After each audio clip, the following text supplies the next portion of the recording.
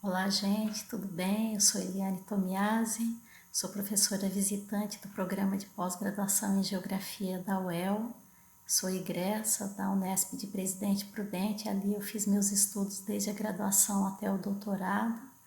No doutorado, pós-doutorado, eu passei pelas universidades de Halifax, no Canadá, passei também por Zacatecas, no México, e finalmente em Turim, na Itália.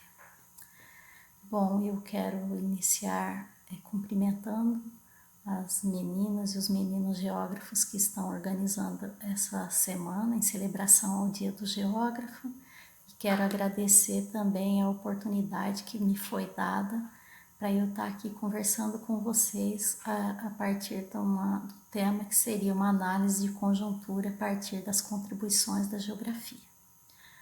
Bom, acho importante começar dizendo que para a gente fazer uma análise de conjuntura é necessário também que a gente considere que há elementos de estrutura que perpassam essa dimensão.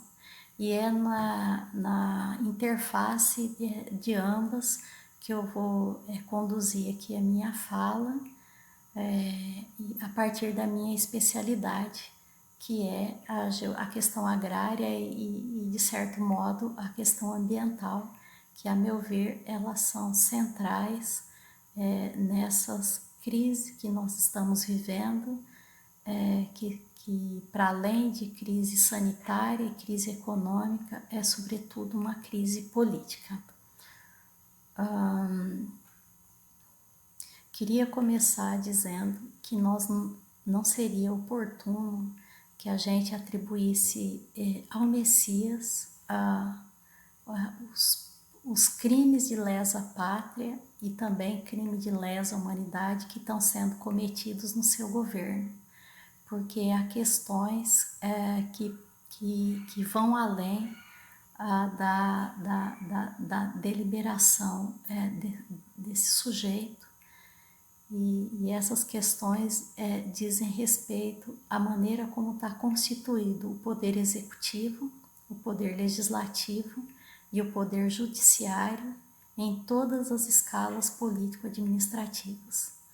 Então, me parece que a crise do nosso momento tem a ver, inclusive, com a maneira como vêm sendo eleitos vereadores, prefeitos, governadores, senadores, e como vem sendo constituído o poder judiciário, que escapa um pouco desse pacote, tendo em vista que eles não são eleitos pelo voto.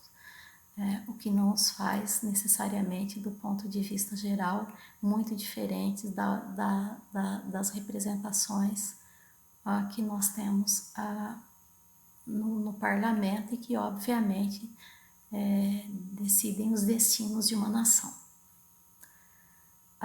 Esse caldo da representação nessa suposta democracia, ele parece ainda mais mortífero quando a gente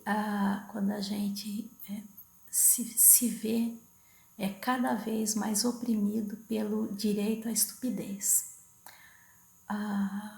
que vem desde das posições do Ministério da Educação, mas chega no cotidiano e chega inclusive às raias do terraplenismo, que para nós é algo muito caro na geografia. Não só caro pelo que a ciência tem de consolidado a respeito, mas porque isso nos devolve para a Idade Média.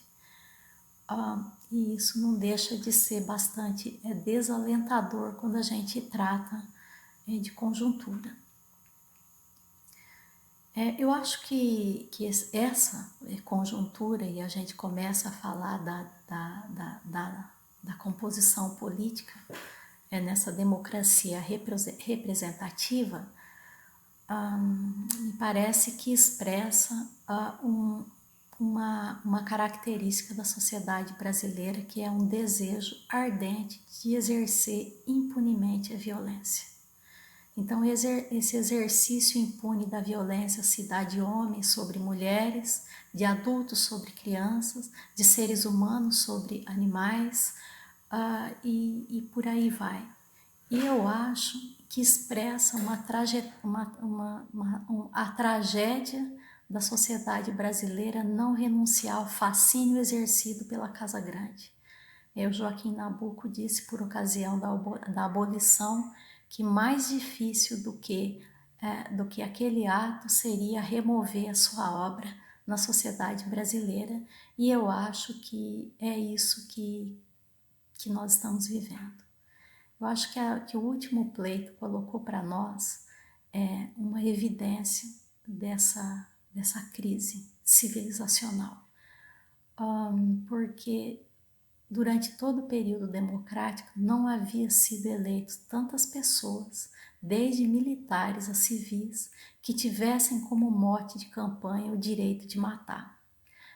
Se não as pessoas, pelo menos a liberdade das pessoas. E isso me permite dizer que, nesse momento, para falar de democracia, nós temos que considerar que Inês é morta.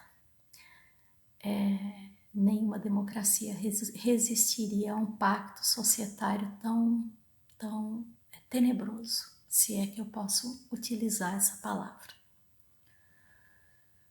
E vocês poderiam me perguntar o que é que isso tem a ver com a geografia, o que isso tem a ver com a Terra.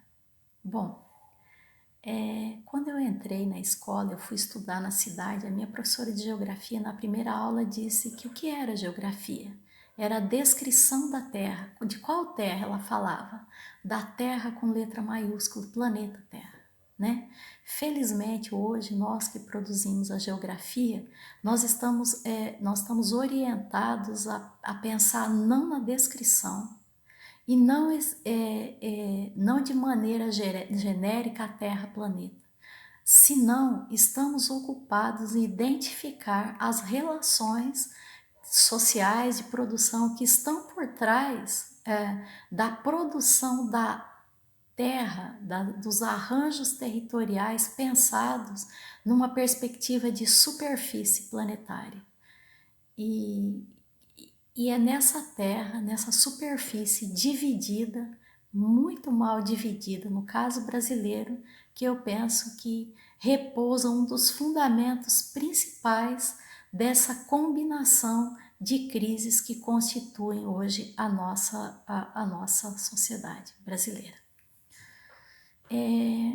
Muitos de vocês com certeza já conhecem a obra do Karl Polanyi, esse austríaco que ao longo da vida viveu 4 exílios por conta do que escreveu.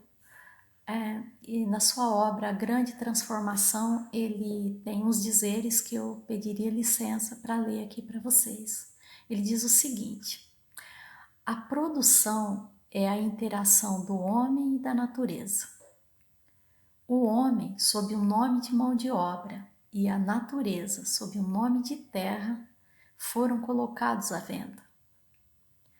A ficção da mercadoria menosprezou o fato de que deixar o destino do solo e das pessoas por conta do mercado seria o mesmo que aniquilá-los. Para completar essa ideia onde que há uma centralidade na problemática da terra convertida em mercadoria, eu pego aqui o Carlos Frederico Marés, que é um jurista brasileiro que no regime militar também foi exilado por conta das suas ideias, pôde retornar ao Brasil por conta da anistia e escreveu um livro que eu acho muito importante para a gente se posicionar no debate em termos de geografia agrária, que é a função social da terra. Nesse livro ele diz o seguinte: a terra ainda é sinônimo de vida.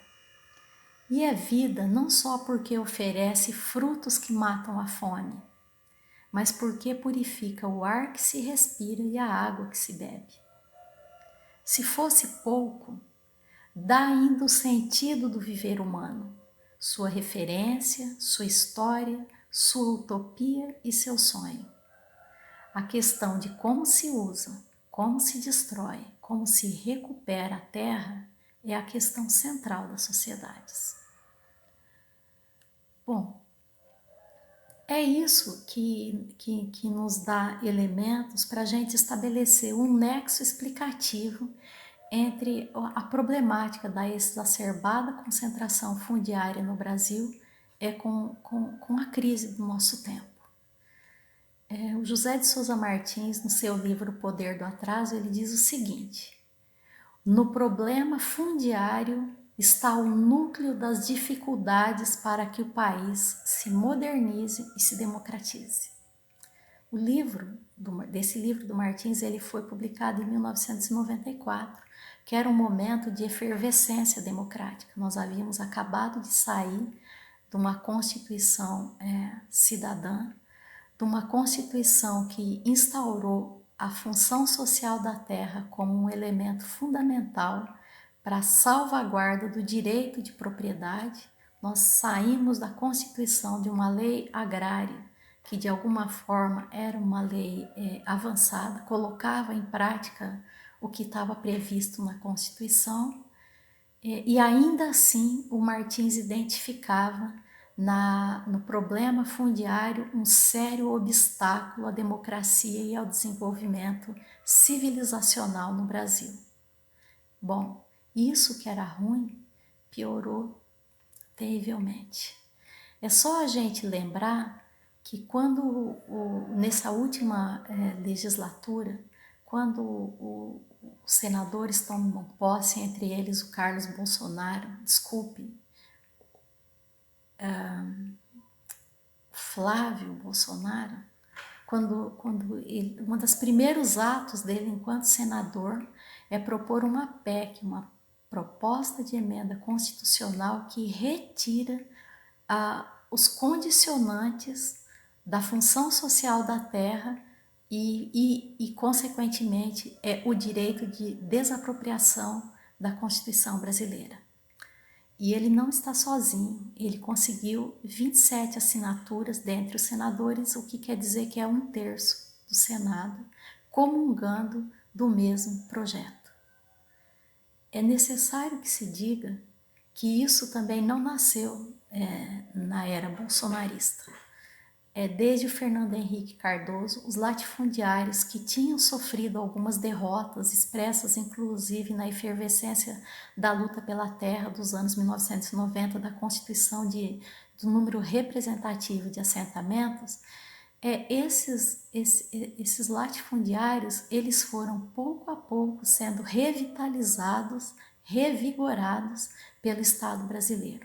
Começando pelo Fernando Henrique Cardoso, quando ele assina o decreto que retira do direito à reforma agrária qualquer pessoa que tenha lutado efetivamente pelo direito à terra por meio de ocupações. Posteriormente, nós vamos ter o Lula, que fez concessões ainda mais ousadas. É do governo de Lula, por exemplo, o programa Terra Legal, que passou a conceder título de propriedade para grileiros, gente que roubou terra pública na Amazônia, em extensões de até 1.500 hectares. O Michel Temer inovou em relação ao legado do Lula, aumentando para 2.500 hectares o direito de legalização das terras roubadas do povo brasileiro, né? Posteriormente vem o Messias e ele sanciona a medida provisória 910, reforçando e avançando nas concessões e ao reconhecimento da grilagem de terras no Brasil. E essa medida provisória, ela caducou semana passada e aí nós já temos um PL, um projeto de lei que vai na mesma direção. O que isso tem de importante? A fração do território brasileiro que era pública e está indo graciosamente ou o apreço vil para grileiros e grandes grileiros. Em 1994, quando foi feito um recadastramento pelo INCRA, entre esse período de 2014, que houve outro, apareceram nada menos que 490 milhões de terra a mais do que já havia sob domínio dos imóveis. O que é isso? É 48% do território nacional. Então, o que isso sinaliza?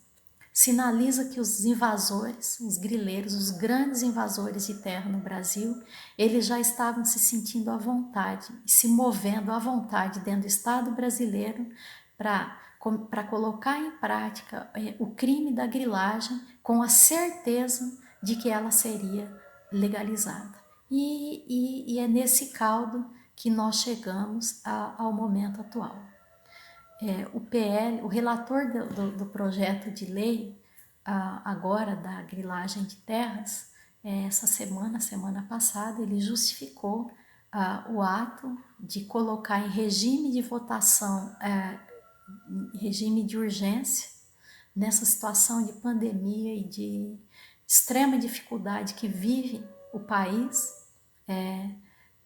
por meio do argumento de que é preciso ajudar o pequeno agricultor. Ele disse o seguinte numa entrevista: se nós ajudamos o pequeno empresário, os informais, por que nós não podemos ajudar o pequeno agricultor? Só com o título de terra eles terão acesso ao crédito e aos problemas governamentais. No PL, o marco é junho de 2088. Quem invadiu de lá para cá não pode pedir a legalização. Então, o próprio relator reconhece a condição de invasor de quem vai ser beneficiado com essa legislação. E pensar que eles chamam de invasores os sem terra, num país onde 95% dos estabelecimentos agropecuários tem área média de 21 hectares. Num país onde 51,7% dos agricultores brasileiros têm uma área média de 3 hectares. E aí nós temos que deglutir um argumento tão falacioso como esse. O que isso significa para a sociedade brasileira? Significa que nenhum lugar do planeta a Terra é tão cara. Em 2014 eu fiz uma pesquisa, eu comparei o preço da terra no Paraná e num estado estadunidense com as mesmas características de modernização, de produção de grãos, enfim. E usando a mesma metodologia do tempo de horas necessários para comprar um hectare de terra, balizado pelo salário mínimo dos respectivos países, eu cheguei ao dado que no Brasil seria necessário poupar o equivalente a 5.830 horas de trabalho para comprar um hectare. E nos Estados Unidos apenas 801 horas. E vocês poderiam me perguntar, o que faz a terra ser tão cara no Brasil para os brasileiros? E eu responderia o monopólio fundiário. A lei da oferta. Qualquer pessoa sabe o que significa a redução da oferta, a possibilidade de controlar o quanto vai ser ofertado no mercado, o quanto isso impacta no preço do bem. No caso desse bem, terra, superfície do solo, sob o regime de monopólio, isso tem implicações profundas para uma sociedade. E essas implicações, elas não são apenas para quem vive e para quem trabalha no campo. O quanto nós pagamos para morar, a possibilidade de nós termos água para beber, ar para respirar, tem tudo a ver com isso. Quanto maior for o monopólio, mais ameaçados nós estaremos enquanto seres que não podemos dispensar a existência da terra para viver. Quem tem a propriedade privada da terra detém o monopólio sobre a biosfera. E esse monopólio, eu acho que nos últimos dias, e particularmente nesse governo, está ficando absolutamente desnudado.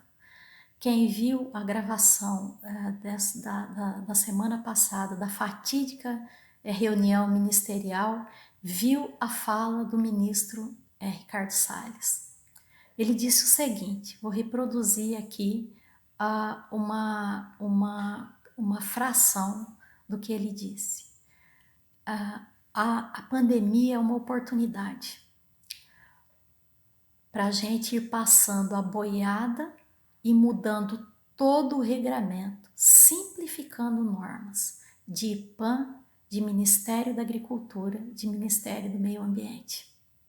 Nós temos visto os fiscais do IBAMA serem exonerados, nós temos visto eles serem agredidos, nós temos visto legislação sobre a Mata Atlântica ser rasgada, e tudo isso em nome da necessidade de produzir, de aumentar a produção, de desenvolver o país. Eles farão isso? Não, eles não farão, porque esses grileiros não querem a terra para produzir, como não o fazem. Tá? A geografia agrária tem uma profusão de estudos no Brasil e no mundo que mostra que são os pequenos agricultores os que são os mais eficientes. Para que eles querem tanta terra? Primeiro, para se apropriar com a riqueza gratuita, aquela que a natureza, que Deus deu sob a forma de árvore, madeira de lei, o que explica as taxas de desmatamento mais altas da história que nós estamos vendo. É a possibilidade de enriquecer a partir da apropriação de um bem onde não se gastou um centavo para produzi-lo. E também a possibilidade de especular. Ocorre que terra grilada não entra no mercado imobiliário. E agora, com a titulação que vem desse conjunto de legislações, tudo isso fica possível. E tudo isso nos constrange, enquanto sociedade, cada vez mais ao atraso e à perda do nosso bem mais precioso, a democracia. A liberdade do ser humano não combina com a prisão das terras. E esse, então, é a questão importante para ser levada em consideração por nós geógrafos, nesse momento em que nós queremos compreender essa conjuntura, para de alguma forma construir conhecimento que nos permita sair dela, superá-la, e de maneira que a gente possa superá-la com justiça e equidade social. Democracia, justiça e equidade social passam pelo controle do monopólio fundiário. Portanto, passa pelo oposto do que está sendo colocado em prática no Brasil. Importante que se diga que isso não está passando somente pelas mãos daqueles que nos representam, senão por um consenso coletivo que se recusam a aceitar um pacto para o futuro, para esse país. Nós vivemos uma sociedade que é seduzida pela mesquinharia da Casa Grande. E eu digo tudo isso porque na vã esperança de que algum bolsonarista, se não os adeptos explícitos, pelo menos os enrustidos, né, que eles estejam conosco nessa semana de festividades. Porque é preciso que eles tomem consciência do seu papel em um país que continua legitimando, referendando a opressão que brota da terra. Então eu queria terminar com os dizeres do nosso querido Paulo Freire, esse que virou o inimigo número 1 desse tempo inacreditável. O Paulo Freire nos diz que numa sociedade onde a educação não é libertadora, o sonho do oprimido é ser opressor. E a nossa sociedade, que tem gasto tanto dinheiro do bolso para pagar a escola cara, parece que não conseguiu encontrar a educação libertadora. E nisso eu acho que a nossa universidade está de parabéns. Se existe um espaço democrático, é esse espaço, e talvez seja por isso que ele vem sendo tão atacado. Então, para terminar, eu quero dizer que a nossa tarefa é resistir. Então, mais uma vez, eu gostaria de parabenizar os geógrafos e os geógrafos, aqueles que de alguma forma mantêm na pauta do dia, por meio dos seus estudos, a luta pela terra. Terra com T minúsculo, que é a superfície, a terra de trabalho, a terra que pode proporcionar dignidade e um lugar ao sol a todo camponês que assim o deseje, mas também a terra com T maiúsculo, aquela que a gente pode deixar como legado para quem vai vir e que vai ter direito e tem que ter o direito de ter água para beber, de ter ar para respirar e ter solo fértil para onde possa ser plantados seus alimentos. Muito obrigada. Olá, eu sou Gilberto Vieira, geógrafo e indigenista, membro do CIMI, Conselho Indigenista Missionário, e da Rede SEGET de pesquisadores e pesquisadoras. Eu vim trazer, nessa perspectiva de fazer uma leitura da nossa conjuntura atual, trazer alguns elementos nessa semana em que a gente comemora também o Dia do Geógrafo e da Geógrafa. E gostaria de começar com essa leitura da conjuntura trazendo um dado que, na realidade, no meu entender, é estrutural. Eu falo a partir da minha relação e da atuação mais direta com os povos indígenas, com os quais eu atuo há 17 anos. Pensando justamente nessa perspectiva da relação do Estado brasileiro com os povos indígenas, a minha leitura é que, ao longo, enfim, desde a Constituição do Estado brasileiro ou desde as primeiras políticas elaboradas pelo Estado brasileiro para povos indígenas, eu estou falando da criação, por exemplo, em 1910, do Serviço de Proteção ao Índio, ou em 1967, na criação da atual Fundação Nacional do Índio, a FUNAI, em nenhum momento o Estado brasileiro, de fato, priorizou os povos indígenas na efetivação de políticas que, enfim, garantissem os seus direitos. Na realidade, porque justamente o Estado vem, ao longo desses séculos, propiciando, na realidade, a exploração da terra desses povos indígenas. Então, há então essa contradição efetiva de exatamente não permitir que os povos indígenas tenham acesso aos seus direitos e aí, dentre eles, principalmente o direito aos seus territórios.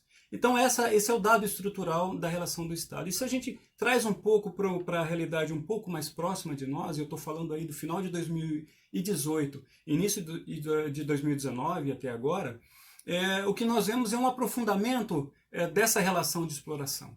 Se nós olhamos as promessas que o atual governo federal fazia ainda em campanha, de que não demarcaria nenhum centímetro de terra indígena, algo que depois, inclusive, em 2019, quando já presidente do Brasil participou da primeira Assembleia da ONU, ele reafirmou em público, a gente vai percebendo que esse discurso, que lá em 2018 já serviu como um sinal para os antigos invasores dos territórios, para que ampliasse essas invasões, a gente vai perceber que esse discurso vai se tornando depois prática efetiva, ação efetiva, através de medidas, de propostas, de leis, de ações efetivas por parte do presidente e do seu corpo de governo.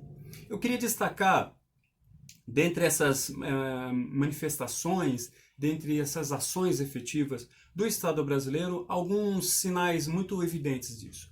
No primeiro dia de governo, o atual presidente Bolsonaro, através de uma medida provisória que reorganizava a estrutura de Estado, fez uma mudança, ou propunha uma mudança, porque depois essa medida provisória caiu no seu trâmite dentro do Congresso Nacional. Ele tirava, então, a atribuição da Fundação Nacional do Índio de fazer os processos de estudo e garantir a demarcação efetiva das terras indígenas, e tirando essa atribuição, passa para um outro ministério dominado por ruralistas, que é o Ministério da Agricultura e Pecuária. Até então, a FUNAI ela estava dentro do Ministério da Justiça. Esses outros sinais vão sendo dados através, ainda no ano de 2019, quando ele publica, melhor dizendo, a outra medida provisória, a medida 910. Essa medida, ela tramitou, acabou sendo, enfim, agora no início do ano perdeu seu efeito, mas no lugar dessa medida provisória, o governo enviou um projeto de lei 2633, que na realidade tinha e contém o mesmo conteúdo praticamente dessa medida provisória 910, que busca legitimar antigas explorações, né, e nós lemos busca legalizar, na realidade, grilagem de terras públicas. Dentre essas terras públicas, com certeza, muitas delas terras indígenas, não só na Amazônia, mas também em outras regiões. Ainda no ano de 2020, ele que já vinha prometendo liberar a mineração em terra indígena, num acordo também com ruralistas e com a bancada vinculada ao setor minerário, ele envia um outro projeto de lei, projeto de número 191, que visa regularizar a exploração mineral dentro de terras indígenas, ou seja, sem nenhuma discussão com a sociedade brasileira, sem nenhuma discussão com os povos indígenas. No mês de abril, um mês que se comemora geralmente, enfim, o mês dos povos indígenas, né? O presidente, atual presidente da FUNAI, que é uma indicação dos ruralistas, que é vinculado aos ruralistas, editou uma instrução normativa de número 9. Essa instrução, ela também na prática legaliza as terras exploradas por terceiros, né? Inclusive dentro de terras indígenas, porque atribui essa instrução normativa um poder ao presidente da FUNAI de emitir um parecer, né, que reconhece quais seriam essas terras indígenas, né, e ele reconhece unicamente as terras já demarcadas e homologadas e já com todo o seu processo administrativo concluído. Ou seja, mais de 800 terras indígenas reivindicadas pelos povos, muitas dessas, mais de 500 sem qualquer providência, e outras que estão com processos iniciados, mas não concluídos, essas terras não são consideradas terras indígenas. Então, é totalmente contra o que diz a Constituição Federal, de que o Estado brasileiro deve demarcar as terras indígenas. Nós temos visto essa sinalização do próprio governo federal de que vai atender, está atendendo a demanda dos ruralistas e dos históricos inimigos dos povos indígenas.